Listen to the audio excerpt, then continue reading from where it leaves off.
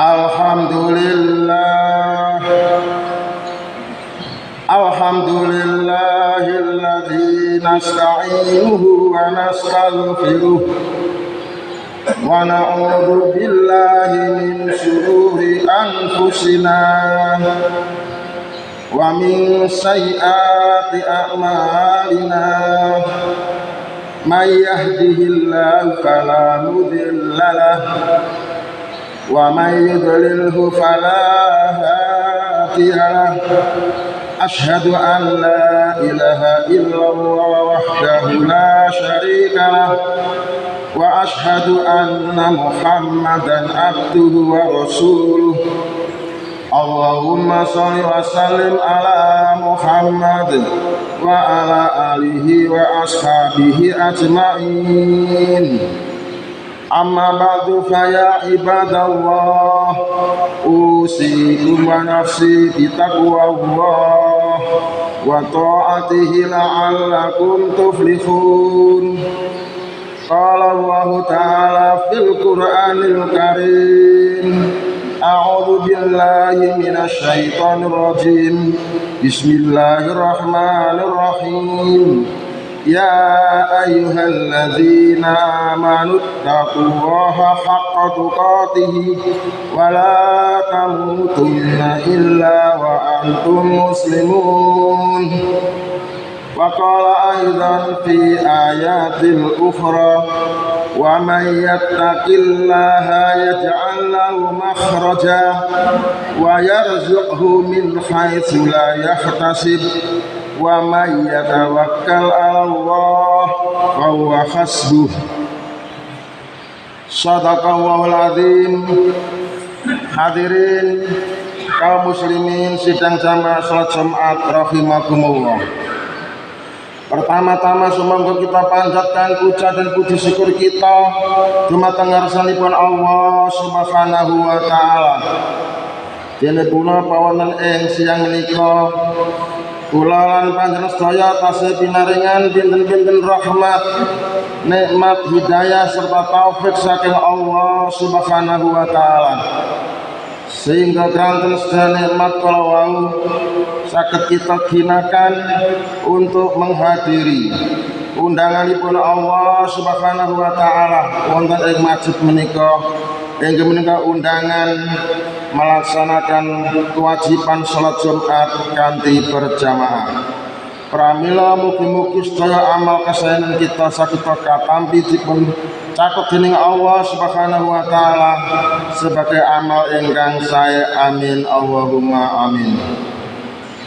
Salajengipun doa shalawat salam mugi-mugi tetep katur dumateng junjungan Nabi besar kita Nabi Muhammad sallallahu alaihi wasallam.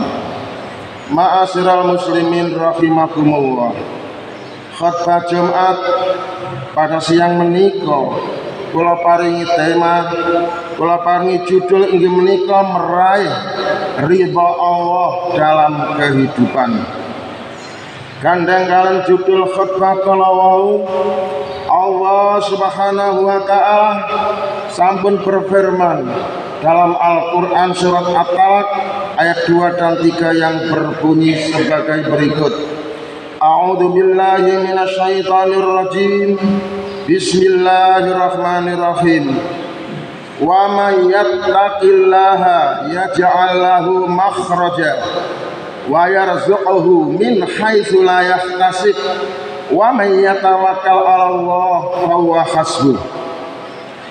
Barang siapa yang bertakwa kepada Allah Subhanahu wa taala, niscaya dia akan membukakan jalan keluar baginya dan memberinya rezeki dari arah yang tidak disangka-sangka. Dan barang siapa bertawakal kepada Allah, niscaya Allah akan mencukupinya. Ma'asyiral muslimin rahimakumullah. Ayat ini menegaskan bahwa urusan rezeki dan jalan keluar dari setiap masalah sepenuhnya berada di tangan Allah Subhanahu wa taala. Tugas kita sebagai hamba bukanlah memikul semua beban kehidupan, tetapi berusaha dengan sungguh-sungguh disertai dengan ketakwaan dan tawakal kepadanya. Sejalan dengan itu, Ibnu Al-Qayyim rahimahullah berkata, janganlah engkau memikul beban dunia, karena dunia itu milik Allah. Jangan pula memikul beban rezeki, karena rezeki itu datangnya dari Allah. Dan janganlah memikul beban masa depan, karena masa depan itu ada di tangan Allah Subhanahu wa ta'ala. Ma'asyiral muslimin rahimakumullah, seringkali kita merasa gelisah karena memikirkan banyak hal sekaligus. Bagaimana mencari nafkah, gelisah bagaimana masa depan anak-anak, gelisah bagaimana menghadapi berbagai masalah hidup. Padahal jika kita renungkan, semua itu sudah berada dalam kekuasaan Allah Subhanahu wa ta'ala. Yang sering memberatkan hidup kita bukanlah masalah itu sendiri, tetapi cara kita memandang masalah tersebut. Ketika hati jauh dari Allah, maka masalah kecil terasa besar. Namun saudara-saudara, ketika hati kita dekat dengan Allah Subhanahu wa ta'ala, maka masalah besar pun bisa terasa menjadi ringan. Oleh karena itu, Islam mengajarkan kita untuk menata hati sebelum menata kehidupan. Jika hati kita tenang karena dekat dengan Allah Subhanahu wa ta'ala, maka hidup akan terasa lebih mudah dijalani. Jadi kunci dari semua ini adalah takwa dan tawakal. Takwa berarti menjalankan perintah Allah dan menjauhi larangan-larangannya. Sedangkan tawakal adalah menyerahkan hasil akhir hanya kepada Allah Subhanahu wa ta'ala setelah kita berusaha. Ma'asyiral muslimin rahimakumullah, jangan sampai kita hanya bekerja keras tetapi lupa berdoa.